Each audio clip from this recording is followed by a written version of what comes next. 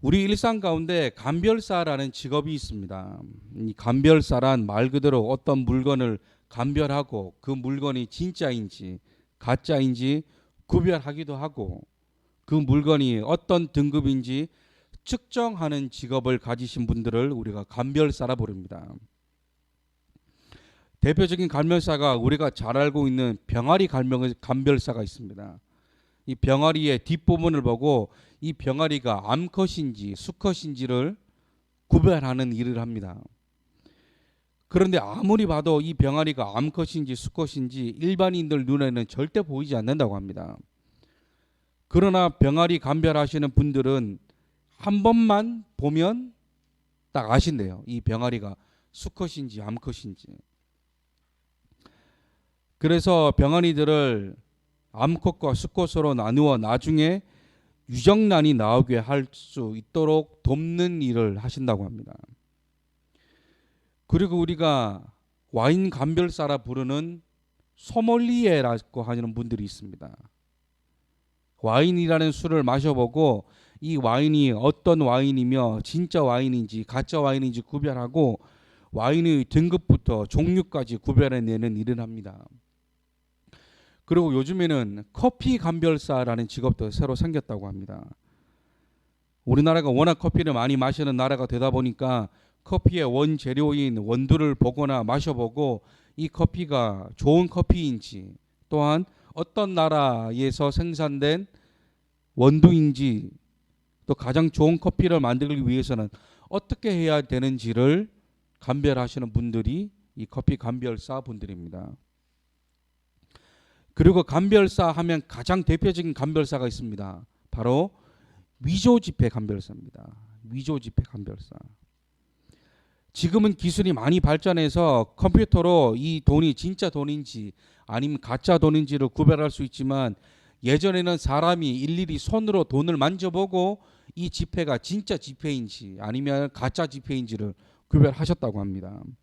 그런데 기술이 이렇게 발전했음에도 불구하고 아직도 컴퓨터가 찾지 못하는 가짜 돈들이 있대요.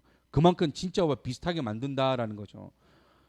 이 가짜 지폐를 구별해내는 기술이 발전하는 만큼 가짜 지폐를 만드는 기술까지도 많이 발전했다고 합니다. 그래서 아직도 컴퓨터가 찾아내지 못하는 돈을 위조지폐 감별하시는 분들은 찾아내신다고 합니다. 정말 하나님은 섬세하신 것 같습니다. 우리 눈에는 다 똑같아 보이는 돈이지만 위조지폐를 감별하시는 분들을 보면 돈을 만져보기만 하면 바로 이 돈이 가짜인지 진짜인지 알 수 있다고 합니다. 그런데 놀라운 사실 하나는 이 위조지폐를 감별하시는 분들은 절대 위조지폐를 만지지 않는다고 합니다. 왜냐하면 혹여나 위조지폐의 감촉과 모양이 눈에 익으면 실수를 할 수 있기 때문에 이분들은 계속해서 진짜 지폐를 만진다고 합니다. 자, 다시 말해 위조지폐 감별하시는 분들은 위조지폐에 대해서 연구하시지 않는다고 합니다. 오히려 더 진짜 지폐를 연구를 하신다는 거예요. 그래야 가짜를 보자마자 가짜를 만져보기만 해도 진짜와 다른 촉감과 색깔, 모양과 위조지폐 방지 패턴들을 알아낼 수 있는 것이죠. 우리도 흔히 알고 있는 위조지폐 감별법들이 있죠. 가장 대표적인 게 지폐에 이렇게 햇볕이나 전등에 비춰보면 반대쪽에 그림이 하나 나오죠. 뭐 그런 거나 한국은행이라는 글씨가 아주 작게 있는데 그걸 확대해 보면 한국은행이라고 하는 글씨가 나오기도 하고 이 우리가 익숙해서 잘 모르지만 이 지폐 하나에도 숨어 있는 비밀이 수십 가지가 넘는다고 합니다. 그 가운데 우리 일반인들에게 공개된 몇 가지가 있는데 그런 것들이 우리가 흔히 아는 지폐 감별이라는 거죠. 그런데 요즘은 이런 수법들도 워낙 다양해져서 위조 지폐 만드는 사람도 그런 것들을 똑같이 베껴낸다고 합니다. 저는 이 감별사님들이 하시는 일이 우리 믿는 자들에게도 반드시 있어야 한다라고 생각합니다. 그것은 저와 여러분들이 말씀을 바로 알아야 하고 정확하게 알아야 하고 더 깊이 알아야 어지러운 세상 가운데 진짜 하나님의 말씀과 가짜 이단의 말을 구별해낼 수 있기 때문입니다. 오늘 본문 말씀인 다니엘 7장 말씀은 다니엘서 그 어느 말씀보다도 어렵고 난해한 말씀입니다. 그렇기 때문에 전하는 저도 사실 많이 조심스럽고 듣는 여러분들도 잘 들어야 우리가 헤매지 않을 수 있습니다. 지난 한 주 동안 이 7장을 연구하면서 참 많은 고생을 했습니다. 이 말씀은 어떻게 전할까? 설교자에게 있어 모든 말씀을 전하는 것이 다 어렵지만 특별히 오늘 본문과도 같은 말씀을 전하는 것은 더 어렵습니다. 왜냐하면 제가 제대로 이해해야 전할 수 있는데 저도차 이해하기 쉽지 않았기 때문입니다. 그래서 한편으로는 건너뛸까도 생각했지만 담대함으로 이 말씀을 전합니다. 오늘 본문 7장을 읽으시면서 뭔가 딱 봐도 어렵겠다라는 느낌이 드셨죠? 왜냐하면 오늘 이 말씀은 다니엘이 꿈 가운데 본 환상이기 때문입니다. 우리도 꿈에서 별의별 일을 다 경험해 보기도 하고 신기하면서 놀라운 장소나 동물을 보기도 합니다.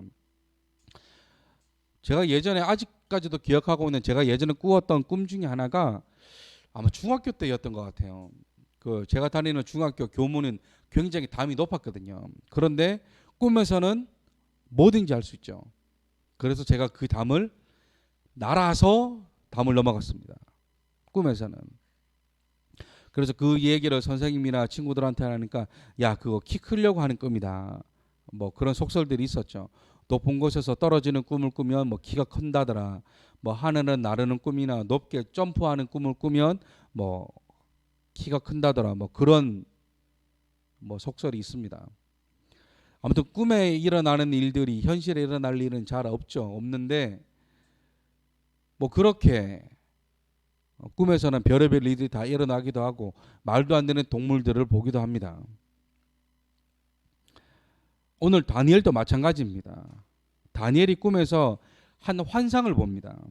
그 환상을 보니까 하늘에 네 바람이 큰 바다로 몰려 불더니 큰 네 마리의 짐승이 바다에서 나타납니다.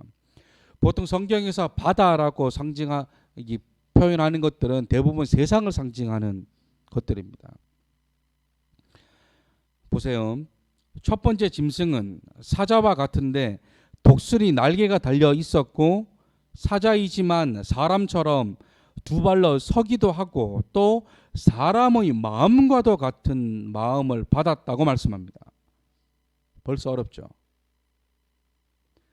두 번째 짐승은 곰과 같이 생겼는데 그 입 사이에는 세 개의 갈비뼈를 물고 있었고 그 짐승이 말하기를 많은 고기를 먹으라고 말을 했습니다.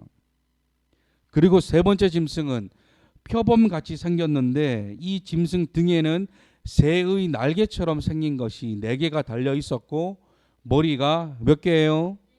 머리가 4개였습니다.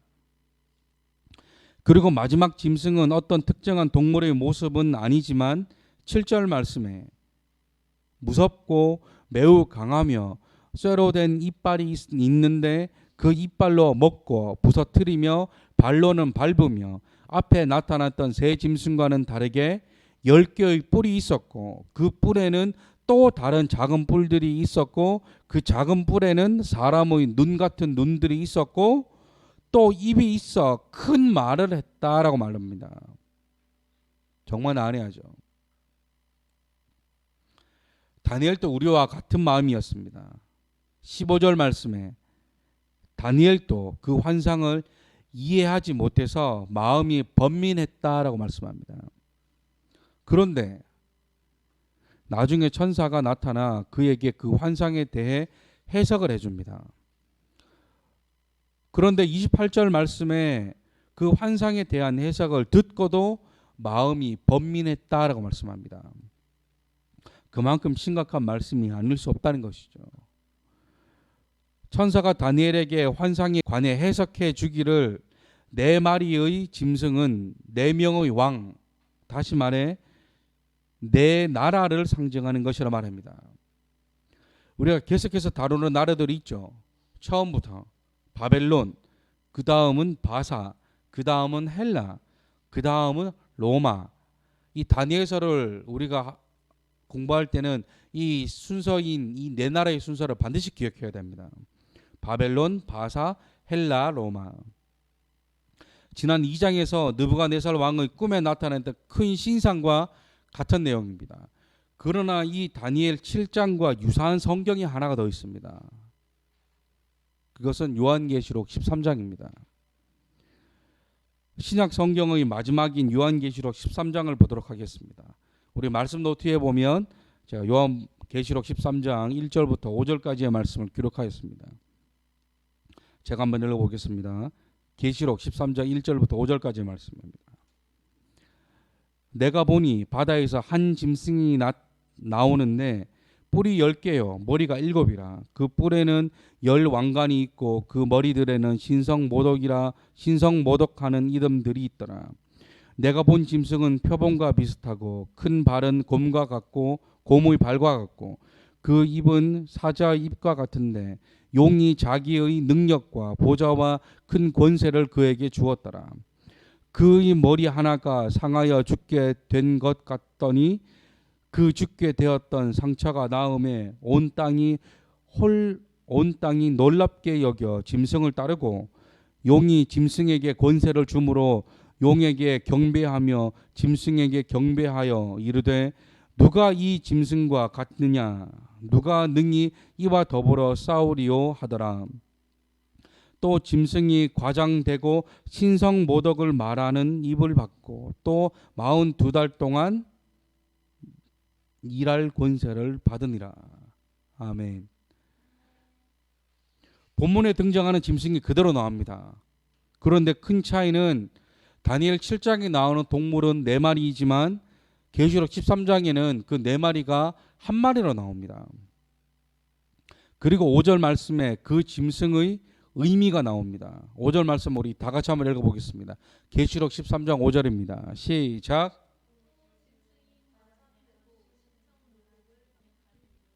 아멘. 뭐라 말씀합니까? 무슨 일을 받았다고 말씀합니까? 신성모독을 말하는 일을 받았다라고 말씀합니다. 그리고 42달 동안 일할 권세를 받았다고 말씀합니다. 이 42달이 연수로 따지면 3년 6개월입니다. 실제로 로마가 이스라엘을 공격한 연수가 3년 6개월입니다.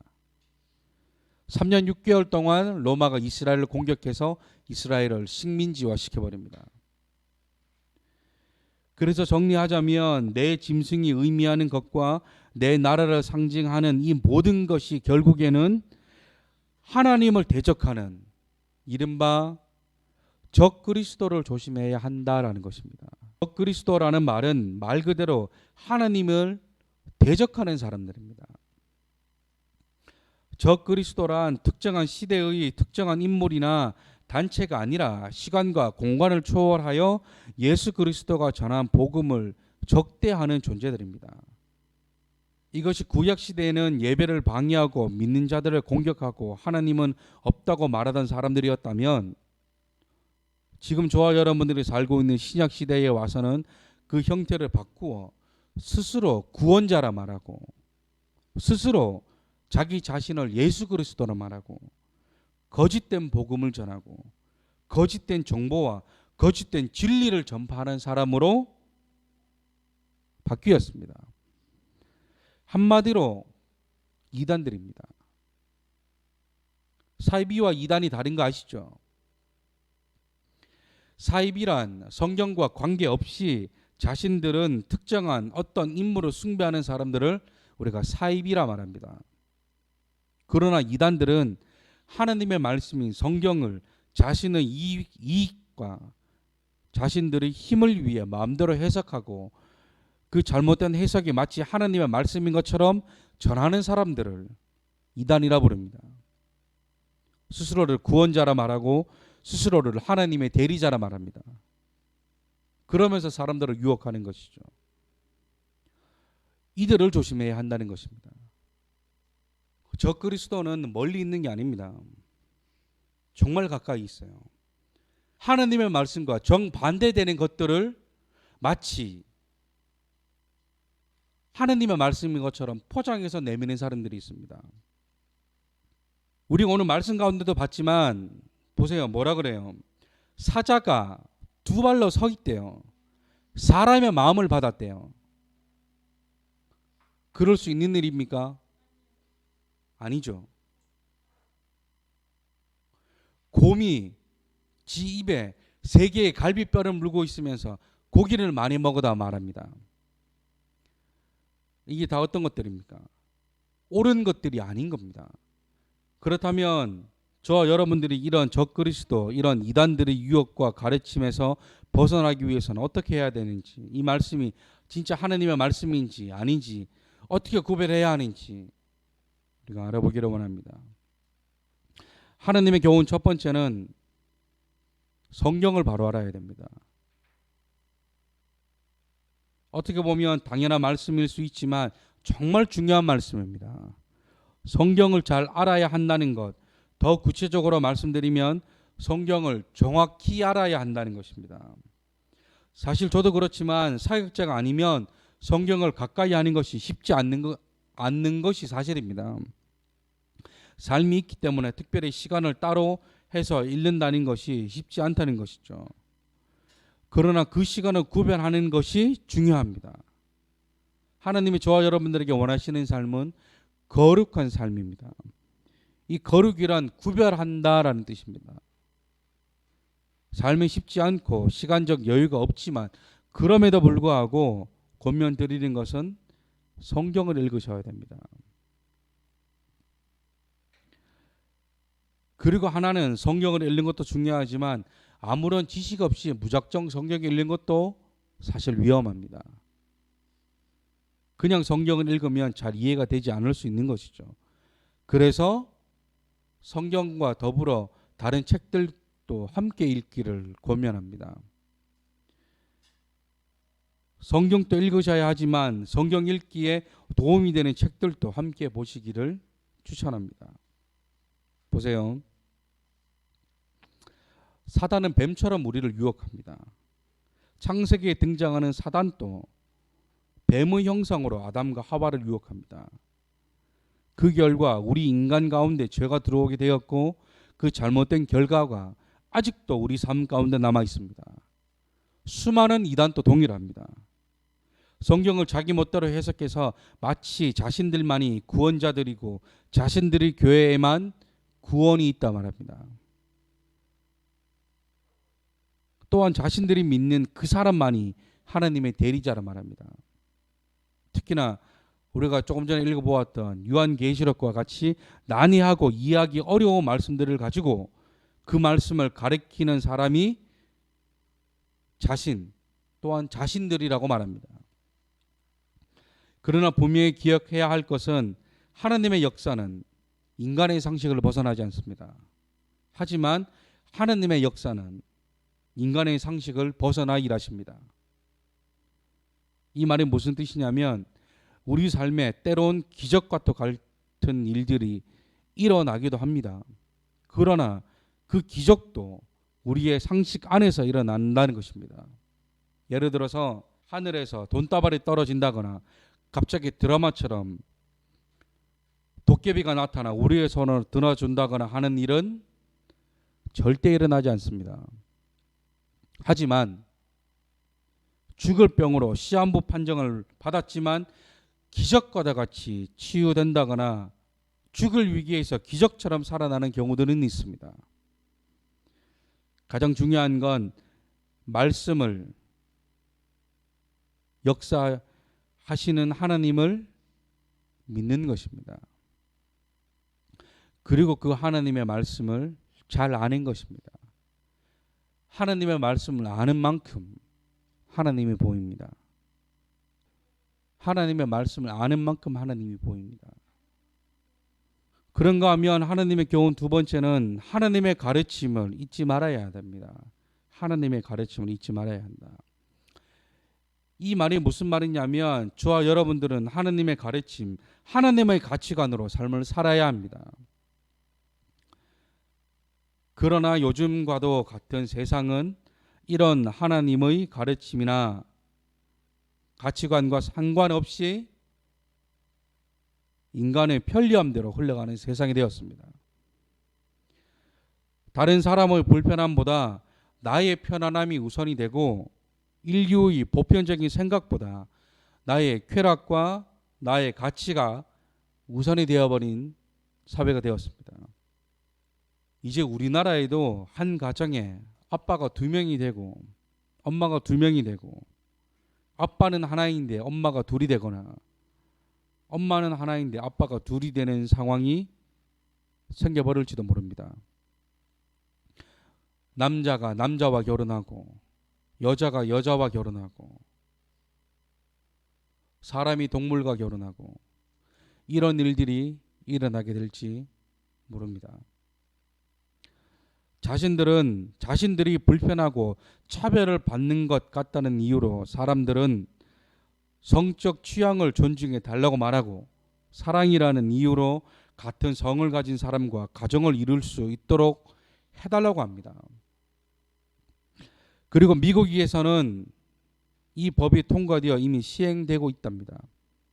남자가 남자와 결혼을 해서 법적으로 정식 부부를 맺고 여자가 여자와 결혼해서 정식 부부의 연을 맺는 걸 미국에서는 시행하고 있답니다.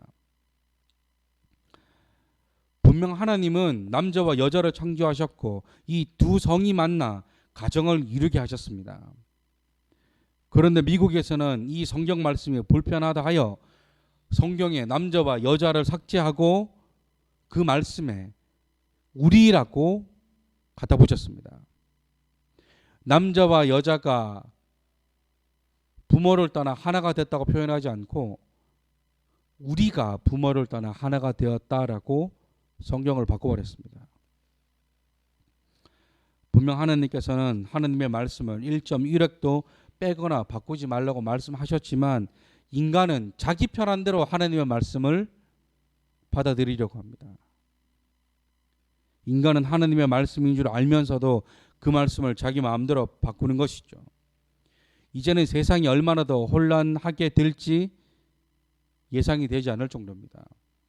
몇 년 전 기사에서도 태국에서는 남자 셋이 결혼을 합니다.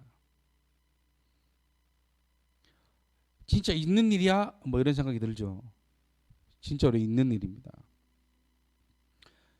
보세요. 지금은 단순히 동성애를 예를 들지만 앞으로는 이보다 더한 일들이 벌어지지 않으리라는 것은 없습니다. 그런 흐름에 우리는 구별되어야 합니다. 세상이 그렇다 하더라도 하나님이 아니라 하시면 아니라고 말할 수 있어야 됩니다. 저는 이런 모든 것들이 하나님의 권위에 도전하는 일이라 생각합니다. 하나님의 창조의 질서에 어긋나는 행동이라 생각합니다. 그리고 그것을 가장 잘하는 것이 적그리스도라 불리는 사람들입니다. 세상과 구별되는 것은 하나님과 함께하는 것입니다. 혼미한 세상 가운데 하나님을 기준으로 살아가야 한다는 것입니다. 앞서 말씀드렸던 위조지폐 감별사처럼 위조지폐를 구별하기 위해 더욱더 진짜 지폐를 연구하는 것처럼 거짓된 말씀을 구별하기 위해서는 진짜 하나님의 말씀을 더욱 연구해야 됩니다. 그래야 혼미한 이 세상 가운데 하나님의 이름을 높일 수 있습니다. 혹여나 여러분들 주위에 학교 친구나 주위 안에 어른들이 뭔가 내 생각으로는 받아들일 수 없는 이야기들을 한다면 일단 동의하지 마세요. 그리고 와서 꼭 물어보세요. 그게 맞는 것인지. 그래야 이 혼미한 이 세상 가운데 우리가 하나님의 영광을 높일 수 있습니다. 세상이 악해져 가는 것은 당연한 일입니다. 왜요? 세상은 원래 악하니까. 그러나 예수님을 믿는 우리가 그것과 더불어 악해져서는 안 됩니다. 매일매일 말씀을 가까이 하셔서 이 어두운 세상 가운데 항상 깨어 있으시는 저와 여러분들이 되시기를 주님의 이름으로 축원합니다.